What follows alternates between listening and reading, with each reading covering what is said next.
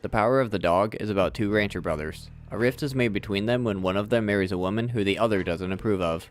This has nothing to do with the dog. Let's just rip that disappointment band-aid off now.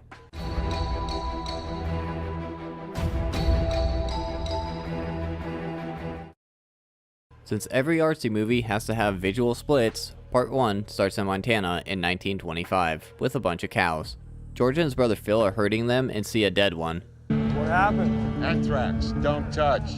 Yay, foreshadowing. Phil mentions some Bronco Henry guy who I guess taught them the ranch, and George doesn't seem to like it. Anyway, this is Peter and he likes making paper flowers. He and his mom Rose run a restaurant in town together. Oh, and his father died. That evening, George, Phil, and the ranchers go to Rose's restaurant, and Phil takes notice of the paper flowers. He's wondering who made them, even though he already knows, and Peter tells him that he made them.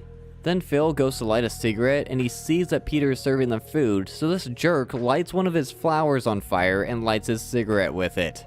Then someone starts playing the piano, and Phil freaks out on him. Gee, I wonder what the theme of this movie's going to be. George feels bad about this, so he waits until everyone leaves and apologizes to Rose. He might have done a bit more than apologizing because he doesn't get back until late. On to part 2. It starts with Phil staring at the mountains that are completely in Montana and not New Zealand. What is it you see up there, Phil? Well, gee, I wonder. George goes to visit Rose at her restaurant and notices a sauce I guess people use with wine. I wish they wouldn't do that. I don't like drinking. Oh, just give it some time. Anywho, Peter's not there, so George helps with the restaurant. You know, Phil seems strangely against this relationship. Tangle with a suicide widow and her half-cooked son. Oh, that might be why. Apparently George and Rose got married, so he's stuck with them now. And in response, he beats a horse with a towel. What the hell is wrong with this guy? Maybe we'll find out in part 3. Well, Peter's off to college to become a doctor, and on the way home, Rose and George decide to stop and have a picnic, and Rose teaches George how to dance. I have no idea what this has to do with the rest of the movie. I think they just threw this scene in here. When they get home, Phil starts acting like a jerk again, and there's more talk about this Bronco Henry guy.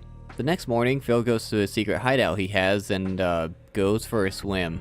Anyway, sometime later, George buys Rose a grand piano, since I guess she kind of plays.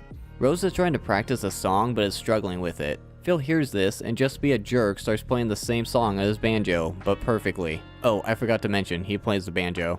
Later on, George is hosting a dinner party to introduce Rose to the governor for some reason, and his parents, and damn does she look uncomfortable.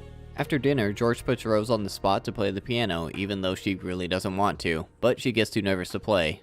And in comes Phil to make everything worse, and he mockingly whistles the song she was trying to play earlier. Wait, I thought she didn't like drinking. Oh well, on to part 4. Peter's back for the summer because this is gonna go well.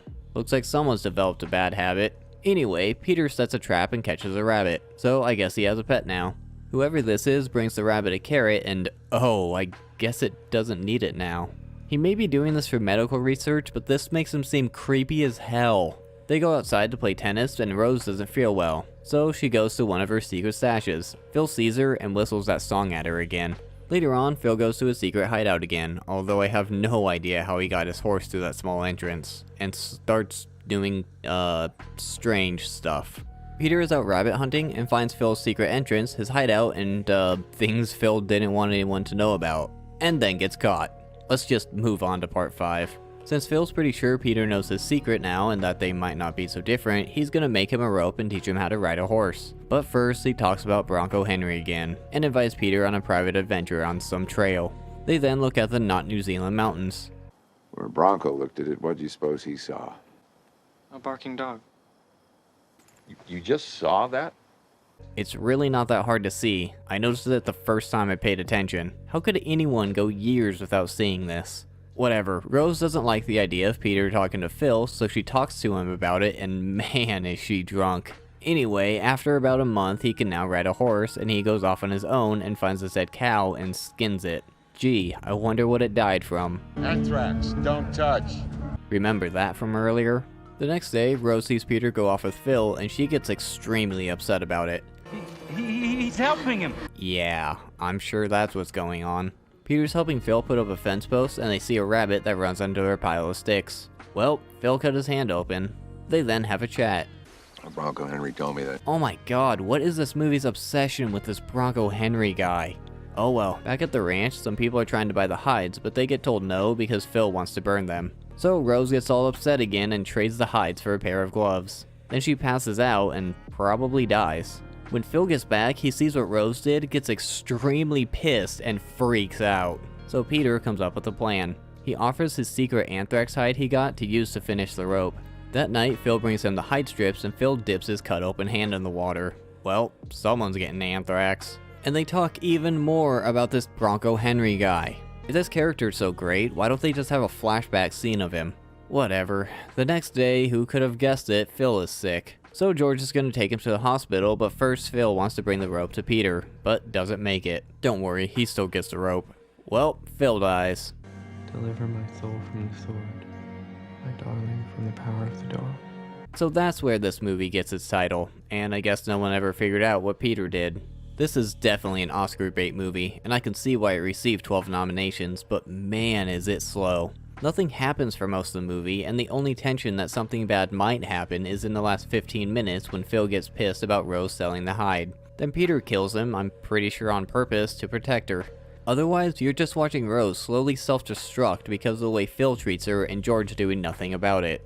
And there's also very strong hints that Phil and Peter are homosexuals, which is definitely what Phil's obsession with this Bronco Henry guy was. I just feel like he was brought up way too often for there to be no flashback or memory scene of him.